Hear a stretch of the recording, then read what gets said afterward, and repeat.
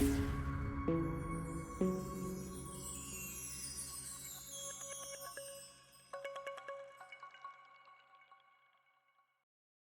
chess friends and welcome to Jozarov chess channel and welcome back to our Queen's Gambit Declined series. So in this series we're following this very nice opening from White's and from Black's perspective, and today we continue with the new opening in our Queen's Gambit Declined studies. Today we're starting with the so-called Baltic Defense.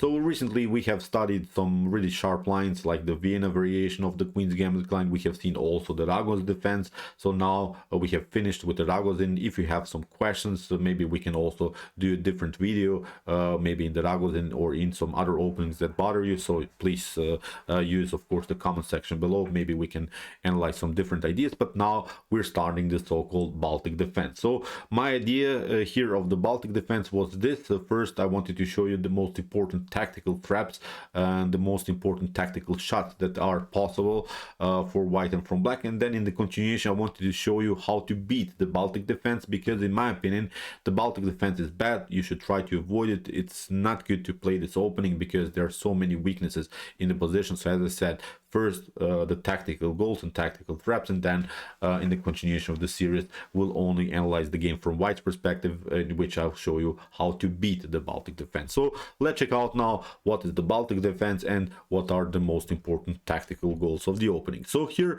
our first move is of course d4, d5. After move c4 we have now the Queen's Gambit, and now after move bishop to f5 we have the Queen's Gambit Declined, the Baltic Defense. So okay, there are so many things that can be said already about this move bishop to f5. First of all, what we should notice that the b7 is unprotected. This is a clear target of White's, and also the whole concept, the whole light squares are basically White's target. So by leaving the light squares unprotected, by getting the bishop out, Black faces many times some light square problems. But there are of course also some good tactical goals here for Black.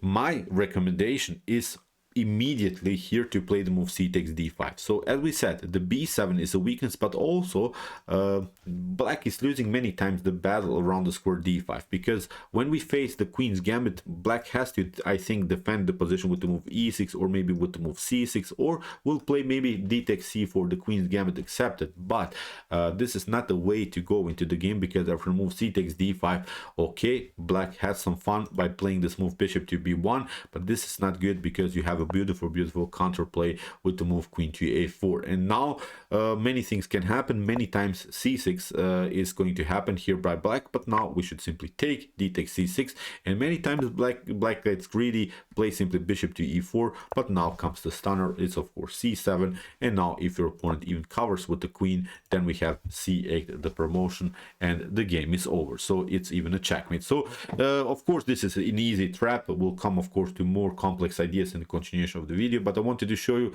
the common trap. I've seen it many times in the beginner level, that Black sees maybe somewhere that you should take the knight on b1, and then it's retreating with the bishop, which is of course not good. So one of the common mistakes I think that Black is playing also many times is after move c takes d5, he's trying queen to d5, which should be immediately punished because this move is not good.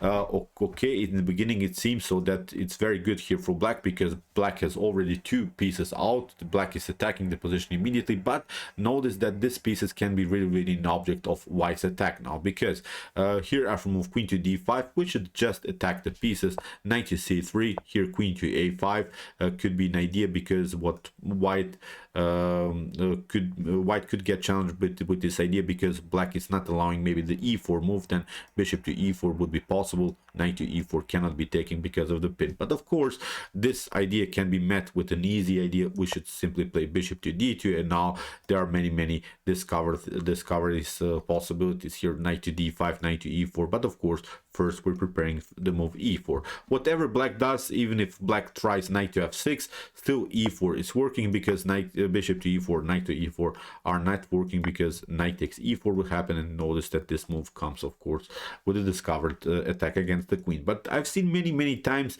even this continuation, knight to c6, this continuation is very popular because many times black is trying to castle queenside in the Baltic defense, so don't get surprised if black castles queenside many times, but this is not working again. E4 is going to happen. Whatever you do, bishop to d7, there is even this beauty, knight to d5 traps the queen immediately. You could try maybe knight to b4 to get something in between, but still with bishop to b4 it's game over here for black. So this is something that black should try to avoid. These are, I think, easy traps, but let's see now what also can go wrong here for white. So after move bishop to f5, here c takes d5. As I said, this was my recommendation. Bishop to b1, and now after rook to b1, which is also a solid way to go into the game. Many times you face now this move, queen to d5, and many times white is making a huge positional mistake. He's playing queen to a4, and it seems so that this is perfectly fine because we're protecting the a2 pawn, we're protecting also the d4 pawn, we're creating the check. So it seems so that everything is good here for white, because here, for instance, what you don't want to do is maybe play the move b3. You don't want to weaken the pawn structure further. You don't want to play also a3. This couldn't be good because maybe there are many light square problems then. So that's why many times white is making a huge mistake with move queen to a4. And as I said in the beginning of the video, many times black will try to castle queenside. He's preparing now these ideas with knight to c6. He's trying to attack further the d4 pawn. Here knight to f3 seems like a logical idea here by white, but now after e5 or queenside castling, notice that black is simply pushing against your d4 pawn. So here after move e5, also a common mistake here by white is to move d takes e5, because you face now this idea, bishop to b4, and this is already such a bad position for white. White has to cover with bishop to d2, but now after queen to e4, that's the beautiful tactical idea here of black is attacking simply the rook, because notice when the queen is leaving the first rank, now there is no connection between the queen and the rook, and this is already game over here for white. So white could maybe try queen to d1, trying to defend everything, but now with queenside castling, notice the fast development style here by black. It's like in the Chigorin defense. If you have followed maybe my channel, we have covered also the Chigorin defense, where black is many times castling towards the queenside, but notice this beautiful piece activity. Of course, bishop takes b4 is not working because of the d-file pressure, so that's why many times white is trying to move a3, but now with knight to e5 we can even leave this bishop unprotected, because after bishop to b4 the stunning tactic is now knight to d3. Even if you try to escape, then still knight to f2 is working, and it's again game over. So these ideas are happening many times, so in my opinion this is something that you should try to avoid. Queen to a4, there are many better ways. So as promised, I will show you in the continuation of our series some ideas how to counterplay these ideas, but as I said, so far let's see this beautiful tactical shot. So let's see also different ideas. What you could do, in my opinion, is also not good. You not lose the game immediately because you played these moves, but these are really not the best of methods what you should play. What you could do is of course knight to c3, but this is really unnecessary because, as I said in the beginning of the video, black has already lost his battle around the square d5. He has to make a reaction here. Many times white is trying to escape with the move knight to c3, but you see now how this could be a positional problems. As I said, you not lose the game because you just played the knight move, but now black can fix the pawn structure, will play a powerful blockade on light squares. Notice that black has brought the bishop out into the game. Now with c6, knight to f6, knight from b to d7, bishop to b4, black has a really solid position. So that's why we should not play knight to c3. So after move e6, what we can do is now maybe to undermine the pressure with c takes d5, e takes d5, and what we could try maybe is queen to b3. It seems so that this is a good move because we are targeting two weaknesses, the weak pawn on d5 and also the weak pawn on b7. But now black will probably play a very aggressive method with the move knight to c6, and I think white could get already huge positional problems here. what you could do is, of course, the normal idea here, knight to f3. We'll analyze also this moves, but what you should not do is to play here queen to b7.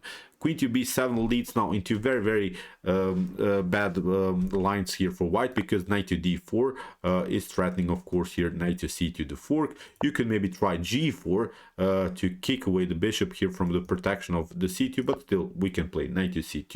You can play king to d1, and now with rook to b8, rook to a8, we'll simply kick away the queen. We'll play bishop to g6, and the game is over. So this is something, as I said, that you should not do here from white's perspective. So after move knight to c6, what you could do is here to maybe play knight to d5, but this is not even better. Again, we have this beauty, bishop to e4, so we will simply not allow here this knight to get protected. We could maybe try here bishop to e6 from black's perspective, but this would be now a mistake, because e4 is fixing now the pawn structure here in the center of the board. Still, black is probably slightly better here, but this is not the way to play the game. Bishop to e4 is much better, because we're attacking the knight. And again, notice if knight to c3 happens, then still we have knight to d4, and we can create really some madness. So here, if you try knight to e4, then bishop to b4, and again, black is winning simply the game. So this is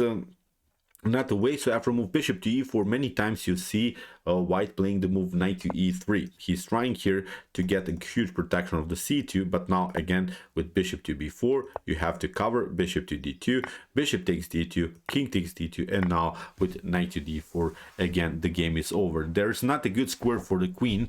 That's the beauty about this idea. You can maybe try queen to a4, a check, but now with b5, the queen has to move somewhere. You can maybe play here even to b4, but now with knight to b3, you get the discovered check, and also the queen is hanging. Wherever you go, it's simply, I think, a bad position here for white. So as I said, this is also something that you should try to avoid, because after move queen to b3, knight to c3, in my opinion, knight to f3 here is a normal idea.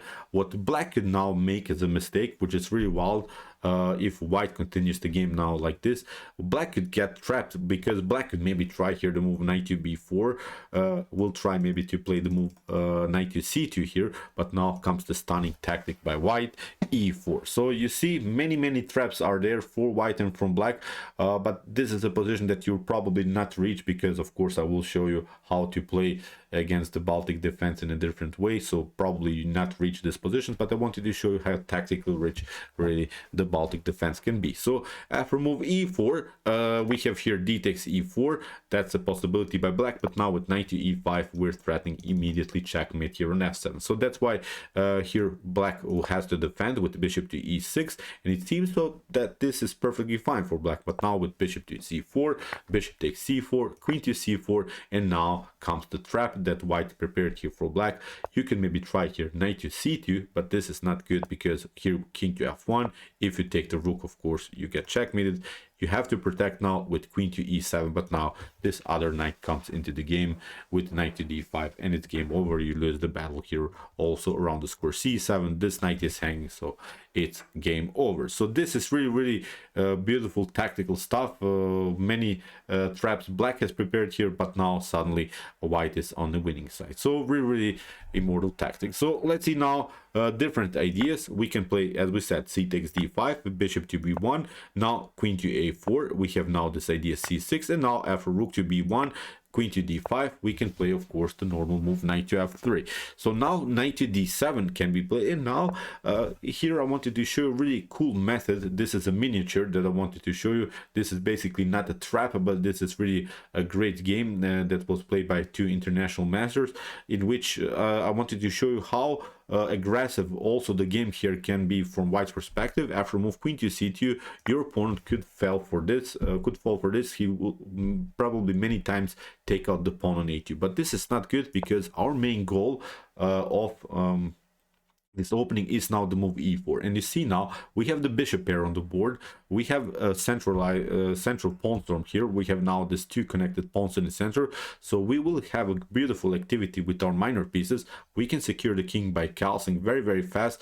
Notice that black is here a lack of development, so in this lines white should be much better. So although black has taken a pawn, but I guarantee you black will not have fun, and this is a perfect game that shows the weaknesses of the Baltic defense. After move e4, we have now queen to a5, so black is desperately trying to improve his activity. But now after move b4, here white is really a dominant position. We can create, of course, this annoying attack against the queen to d8, and now with b5. So now when we have the bishop pair on the board, we should really let the position explode. Now it's simply time to open the position. C takes b5, bishop to b5, and here after move a6, black is hoping for that he could get maybe a solid game. But now after bishop to d7, notice this lack of development that's also many times present in the Baltic defense. Bishop to d7, queen to d7 with knight to e5.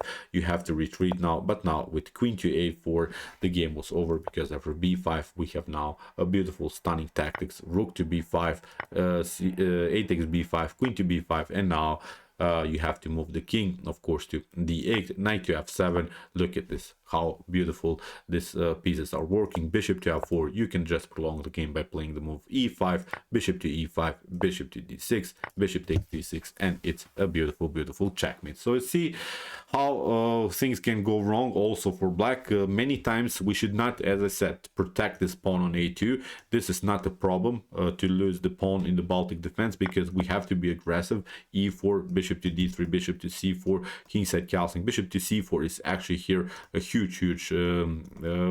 activity by white. White gets an extra tempo, improves him simply the bishop's activity, will secure the king by castling, and has now a dominant position. So let's see now another example. What you could do here in the position is also the move queen to b3 instead of c takes d5.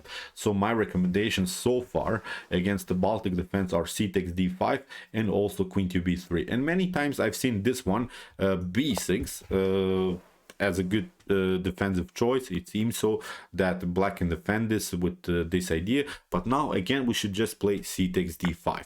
This is a must move now for white, because what black is hoping for, that he could maybe after move knight to f6 retake the pawn here, because he has now attacked this pawn twice. But now with move f3, this is game over for black. Black will never ever take out this pawn on d5, because if he tries to do that with the move queen to d5, then we can simply take queen to d5, knight takes d5, and now we have e4. And it seems so again that this is not working for white, because black has here the move knight to b4, has maybe the fork on c2, but that's exactly what we should allow. We just take the bishop, and he has to struggle. He has to still prove his tactic, because okay, you could play here knight to c2, we just play king to f2. He's playing here the move knight to a1, but now with knight to a3, we're not allowing this knight to come into the game. Now your opponent is playing the move e6. So these are really all forced moves. Nothing else can happen here for both sides. These are must moves. If anyone gets away from this tactical sequence, he will lose the game. So if white of course plays the correct moves, white is much better. So after move e6, black is hoping for to take out the knight and then to get out with the knight on c2. So that's why we simply take f takes e6. He will probably take your knight on a3, but now after b takes a3, he's trying still this idea, knight to c2, but now here with this idea, bishop to b2, we can protect everything. And now with the move bishop to d3, the knight gets trapped. So here after f takes e6, we play bishop to d3, and here you can maybe just take out the pawn on d4, bishop to d4, and the game is over. So really wild stuff. You see, although you have probably still to struggle for a win here, but we have two minor pieces for the rook, and this is a weak pawn on e6. We'll probably take this pawn after a couple more moves, play something like knight to h3, knight to f4, rook to e1, so this is a clear target. Also, this is a weakness. Bishop to e4 can happen. So many tactical possibilities here for white. So let's see now another example. After move bishop to f5, as we said, we can play c takes d5, bishop to b1, queen to a4, here c6, we have rook to b1, and again queen to d5. So now after move knight to f3, which is also a solid way to go into the game, your opponent can prepare immediately this move knight to d7 with the move e5. But now we can play a beautiful tactic with the move b4. So this is also a beautiful way to go into the game. Your opponent will probably play e6, and now after move e3, knight to f6, queen to c2. This is a beautiful move because it protects the a2, but also we're preparing now finally to play the move b5. So here a5 can be played, and now I wanted to show again a beautiful miniature with the move bishop to c4, queen to h5, and now after b takes a5, we have queen to a5. But now after bishop to d2, here black hoped for that he could maybe trade off the queens and simplify the game, but this is not working. Here queen to d3, we have rook to d8 with ideas to play knight to c5, but it's not a problem. Here we have kingside castling, knight to c5, king to e2, and here after move b5 in this position that I found also one great game in the database. Rook to b5 was played in this position. Black resigned. So this shows actually the strength of the bishop pair, because many times in the Baltic defense, black is giving up the bishop pair too early for my taste. And you see now, whenever you have the bishop pair, you can play really aggressively. I think this shows this game shows also the dynamic possibilities of the bishop pair. So as I said, you should not be worried so much in the Baltic defense when you play in the game with the white pieces. Just keep the game open, just keep the game sharp, and I think you have fun by playing against the Baltic defense. So as I said, this is something that black should try to avoid. So that's why this Baltic defense will be not such a huge series. I'm just going to show you how to beat the Baltic defense. I'm not going to show you how to play the Baltic defense, because I don't want to show you here some bad things on my channel. So okay, I hope that you enjoyed these tactical sequences that are possible in this Baltic defense. If you want to know more about the Queen's Gambit Declined in some other sidelines and in some other variations, please check out our Queen's Gambit Declined series. Here's the link of our whole playlist, and if you like this content, don't forget to subscribe to my channel. See you soon with some more videos, and what to say, chess is the best, of course.